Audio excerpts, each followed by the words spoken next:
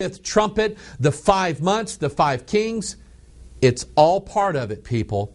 And notice that 3 of the fingers are pointing upward and 2 of them are pointing downward. This gives you the as above, so below sign, or the what we now know to be the sign of where these kingdoms are going to come from. Some are going to rise up, some are going to come down.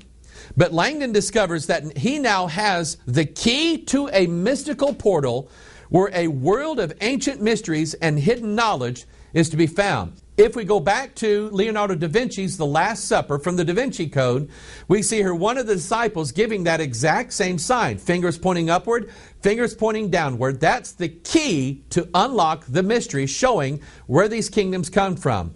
And then later on, Langdon talks about what's called the verbum significatium, which basically means the significant word or the lost word of Freemasonry. Notice what is said here. The girl looked hesitant, but she cleared her throat and continued.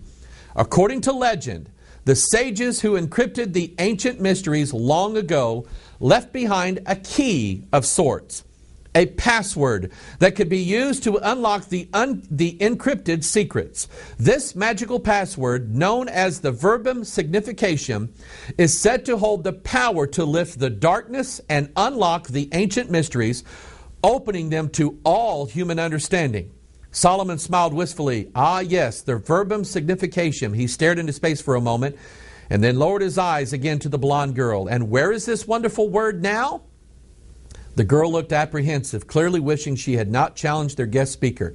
She finished reading. Legend holds that the verbum significatium is buried deep underground, and where it waits patiently for a pivotal moment in history, a moment when mankind can no longer survive without the truth, knowledge, and wisdom of the ages. At this dark crossroads, mankind will at last unearth the Word and herald in a wondrous new age of enlightenment. The lost word basically is written in the same way that Manly Hall wrote The Secret Teachings of All Ages. In fact, most of the lost word was based upon that. Written in the same style that Albert Pike wrote Morals and Dogma. It was intended to lead you close to the secret, but not actually reveal it itself. But here it is. He's summing up everything that all the mystery religions believed. And that is that buried deep underground, there is a secret, the lost word. And I want you to understand this lost word thing. I'm going to show it to you here in a minute. He talks about the word being buried underground, a key needing to open it up and unlock it, and so that it can come out and bless all of mankind. And if you've read the story, The Lost Symbol, Langdon ends up at the most significant monument in Washington, D.C., that of Washington's Monument. An obelisk or Baal shaft. The imagery here with the reflecting pool shows you the as above, so below symbol. One pointing up, one pointing down in the reflecting pool, showing you the source of these 2 kingdoms in the last days. At the top of Washington's monument, the illuminated capstone, sort of like on the back of a $1 bill. This capstone weighs exactly 3,300 pounds. 33, the most sacred number in all Freemasonry. We talk about that in depth in several of our videos before. You can contact us or other ministries that are carrying that and get a copy of that video. But this capstone at the top, and I want you to get this imagery here, because Dan Brown reveals in The Lost Symbol that buried underground, the cornerstone of Washington's monument, it's not actually, you cannot go to Washington's monument and look around the outside edges for the cornerstone. It's not there right there at ground level. It's buried deep underground. And inside of this cornerstone of Washington's monument, buried deep in the ground, is a Masonic Bible. The symbol for the lost word of Freemasonry. The lost word of Freemasonry, and I want you to get this. Jesus is the revealed, found, discovered Word of God. The Antichrist, then, is the lost, concealed, buried, hidden Word. The Antichrist, the opposite. Jesus speaking is is the Word of God. The key in silence. Silence is the opposite of speaking. I want you to get this imagery, because that's exactly what is revealed in the lost symbol, is that this Bible in this cornerstone buried underneath Washington's monument is a symbol of the beast locked away in the pit. But one of these days, and Langdon shows you this symbolism, because what he does is that he ascends up to the top of Washington's monument via a spiral staircase, a winding staircase, something, that looks like DNA. And he ascends up to the top to the point of illumination or godhood. This is the same thing that's given to us in the symbolism of the Eastern mystic practice called Kundalini. Kundalini teaches that at the base, the bottom, buried, hidden, the base of your spine is a coiled up serpent. Remember, the beast gets his power from the serpent, the dragon. At the base of your spine is a coiled up serpent.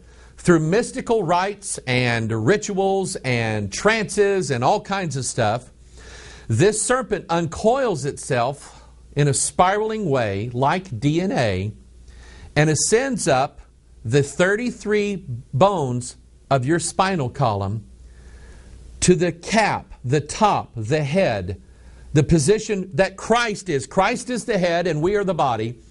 And so it ascends up the 33 bones of your spinal column to give mankind illumination. That's exactly what Langdon was portraying. In fact, he mentioned that it was just like Kundalini. Kundalini is one of those things that we're seeing creeping into the church right now. Church people, pastors giving people illumination by rituals and things like that. But here's what God showed me this morning. This is what made the doodads stand up, go up and down my back. Not like Kundalini. It was just amazing that I saw this. I was looking at a word that you see frequently used in Freemasonry. Here's the symbol for the 33rd degree of the Scottish Rite of Freemasonry. Notice the triangle, notice the double-headed eagle, that's the two kingdoms. Notice the image of a crown. Notice the number 33, and then notice that they have a slogan, Ordo ab Chao. The Ordo part refers to order, a new world order. The ab Chao means out of chaos comes order. I looked up the word chaos this morning.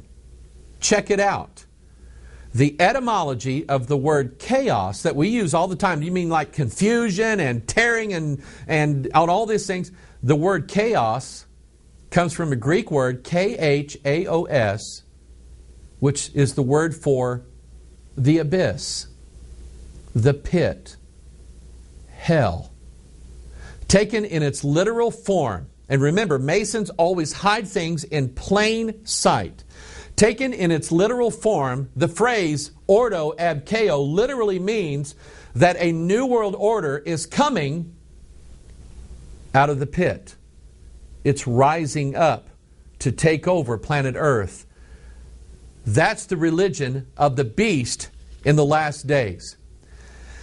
In all the studies that I've done on Freemasonry over the years, I can kind of see these things now in different forms. Things that are buried, whether underground or under a sea, always referring to the beast that's going to rise up in the last days. How about Atlantis? Atlantis is a lost city. It's been buried under the ocean. Remember Pharaoh and his kingdom?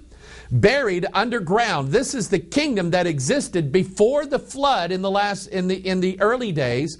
It's a picture of the kingdom that's going to rise up. Atlantis rising. Remember, that's what Francis Bacon wrote about in his work, The New Atlantis. And that's what was, in his mind, epitomized this new world called America. So Atlantis is a picture of a beast kingdom buried under the sea and going to rise up in the last days.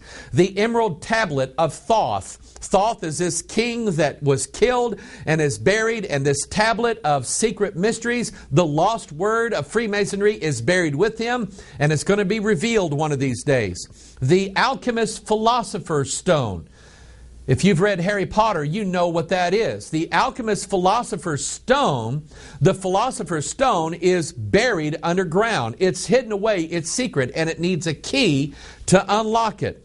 The Masonic character of Hiram Abiff. Hiram Abiff was murdered by 3 ruffians, was buried underground. Acacia or thorns cover his grave, and he awaits a secret grip to bring him back to life or to raise him out of that pit or that grave in the last days. He needs a key.